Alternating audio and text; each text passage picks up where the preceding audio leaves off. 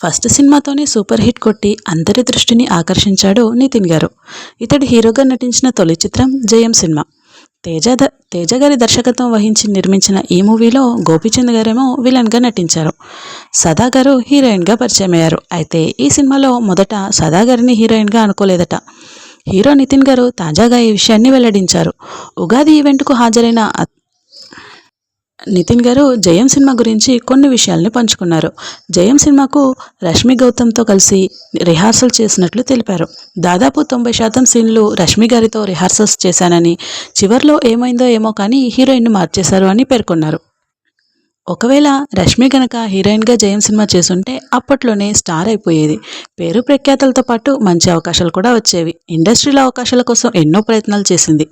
ఈ క్రమంలో బోల్డ్ సినిమాల్లోనూ యాక్ట్ చేసింది. కానీ అవేవీ వర్కౌట్ కాకపోవడంతో బుల్లితెరపై సెటిల్ అయింది.